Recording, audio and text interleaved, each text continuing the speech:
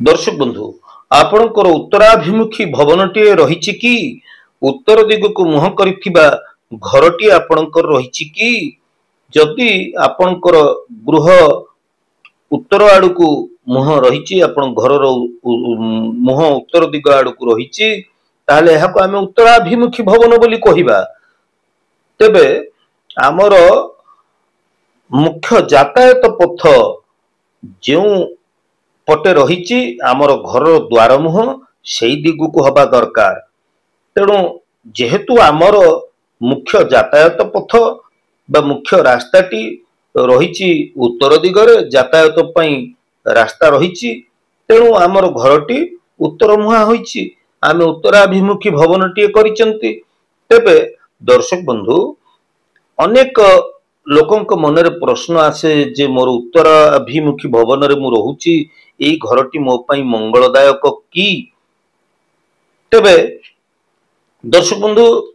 निश्चित भाव रे उत्तर दिगर अधिपति ग्रह होचंती बृहस्पति। उत्तर दिग को मुह करिथिबा गृह निश्चित भाव रे मंगलदायक। तेबे केमिति मंगलदायक आमर वास्तु शास्त्र रो जो विन्यास रही आपण गोटे गृहटी निर्माण करने पूर्व गोटे प्लान टी तैयारी करुछंती से प्लान तैयारी कला बेले उत्तराभिमुख भवन पई जेतेबेले आपण प्लान टी तैयारी करुछंती सेतेबेले चिंता करुछंती जे मोर पूजा घर टी कोठी रखिबी सीढ़ी टी कोठी रखिबी हमर रोषई पई कोठी मु स्थान रखिबी ये गुडी कहूची वास्तु विन्यास भीतर साजसज्जा। तेबे जो भीतर साजसज्जा ये कथा तो निश्चित भाव में आलोचना करिबा आलोचना प्रसंग को नबा किंतु मु एठी आपन को अत्यंत महत्वपूर्ण तथा गुरुत्वपूर्ण कथा कहबा को जाउची। आपनकर भीतर विन्यास जदि टिके गंडगोल हो जाए टिके एपट सेपट हो जाए सेतरे कोनोसी फरक पड़ेनी। ध्यान देबे दर्शक बंधु जति आपण को घरर द्वार मुह ठीक जगार अवस्थापित ही नहीं ताहले निश्चित भाव रे ये घरे दोष रहे एवं एटी होची मेन एंट्रांस रो दोष बा मुख्य प्रवेश पथर दोष। तेणु आमर डोर प्लेसमेंट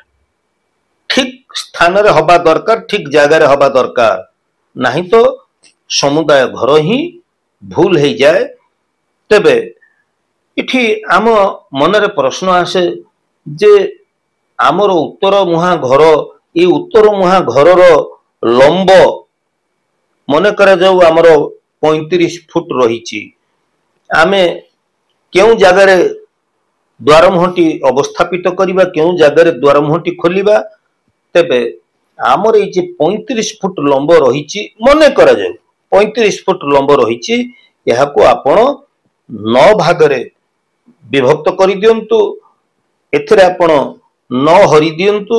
आपनकर भाग को केते पड़िला आपण देखंतु। तेबे 9 भाग करि दबा परे आमर उत्तर दिगर जे घर द्वार मुह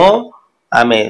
3 4 6 भाग उपरे रखि परिबा बोली वास्तुशास्त्र कहे। बृहत शिल्पी शास्त्र नामक एक ग्रंथ से कहे 3 4 भाग उपरे आमे द्वार मुहटी अवस्थापित करि परिबा। वास्तु गोपाल नामक एक ग्रंथ सी मध्य प्रमाण दिए जे तृतीय चतुर्थ भाग उपरे आमे द्वार मुह अवस्थापित करि परिबा। शिल्पी शास्त्र विज्ञान दर्पण नामक एक वास्तु शास्त्र जे प्रमाण दिए 3 4 5 भाग उपरे आमे द्वार मुह अवस्थापित करि परिबा। शास्त्रीय गृह निर्माण पद्धति नामक एक ग्रंथ सी मध्य कहे जे 4 5 भाग उपरे आमे मुख्य द्वार मुहटी बा मेन एंट्रेंस टी आमे रखि परिबा। श्रीनिवास दीपिका नामक एक ग्रंथ सी मध्य कहे 3 4 5 भाग उपरे आमे द्वार मुह अवस्थापित करि परिबा। वास्तु दर्पण नामक एक ग्रंथ सी मध्य प्रमाण दिए जे 3 4 5 भाग उपरे आमे मुख्य द्वार मुह अवस्थापित करि परिबा। तेबे आमर सुविधा अनुसार मु केते गुडी वास्तुशास्त्र ग्रंथ ना कहली एवं से माने की प्रकार मत दियंती से कथा मध्य मु तथ्य रखिली। तेबे दर्शक बंधु एठी जदि मते आपण व्यक्तिगत भाव में पचारती जे आमर उत्तराभिमुखी भवन मोर जे द्वार मुहटी मु क्यों भाग ऊपर रखिबी मु 9 भाग करदेवा परे वर्तमान भाग को जहाँ आपणकर पड़िला से हिसाब रे क्यों भाग ऊपर मोर मुख्य द्वार मुहटी बा मेन एंट्रेंस टी मु अवस्थापित करिबी ताले मु निश्चित भाव रे आपनकु परामर्श देबी जे तृतीय पद उपरे बा तृतीय भाग उपरे आपण मुख्य द्वार मुहटी अवस्थापित करंतु ता छड़ा जे आपणकर रहुची मन करे जो 4 भाग 5 भाग एवं 6 भाग एथिरे आपणकर जो घर चतुर्पार्श्व आपण जो पाचेरी तयारी करूचंती से पाचेरी रो द्वार मुह आपण एई सब भाग ऊपर रखि परिबे यह निश्चित भाव रे आपन पई मंगलदायक हेई परिबो मु एई वीडियो रे आपण मानकु ए कथा कहबाकू चाहूची जे घरर मेन एंट्रेंस बा मुख्य द्वार मुह एटी सबुठु बड़ गुरुत्व बहन करि थाए दर्शक बंधु समग्र वास्तु जहाँ आपण वास्तु विन्यास आपनकर जेते ठीक थाउ ना कहीं कि यदि घरर कोन कहंती हमर डोर प्लेसमेंट रूल जदि हमर भूल हे गला ताहले समुदाय घरटा ही भूल हे जाए तेबे एठी हमर जेते बेले उत्तराभिमुखी भवनर कथा आसुची हमर लिविंग रूम आम उत्तर पूर्व ईशान्य कोण रे बा पूर्व दिगरे आमे रखि परिबा सेमती बेडरूम बा मास्टर बेडरूम आमे दक्षिण पश्चिम साउथ वेस्ट रे आमे रखि परिबा अतिथि गृह जदि आपण करूचंती ताले नॉर्थ वेस्ट रे आपण रखि परिबा किबा पश्चिम दिगरे मध्ये आपण रखि परिबे टॉयलेट सेमती आपणकर पश्चिम दिगरे रखि परिबे दक्षिण दिगरे रखि परिबे किबा उत्तर पश्चिम कोण वायु कोण रे मध्ये आपण रखि परिबे किचन रूम कथा जदि आसुची ताले आपण दक्षिण पूर्व साउथ ईस्ट कॉर्नर रे आपण आपणकर किचन रूम रखि परिबे पूजा रूम आपणकर नॉर्थ ईस्ट दिगरे रहिले भलो तेबे आपण जो पूजा घरटी तयारी करिवे सेई पूजा घर रो मुहटी आपणकर पूर्व दिगकू पूर्व मुहा हई खोलिबा भलो बा पूर्व मुहा हई आपण सेई पूजा घर प्रवेश करिबा भलो किबा पश्चिम मुहा हई घर मध्ये प्रवेश करिबा भलो हेई परिबो तेबे आपण पूजा घरे आपण देवतांकु पश्चिमाभिमुख कर रखंतु एवं आपण पूर्वाभिमुख होई पूजा करंतु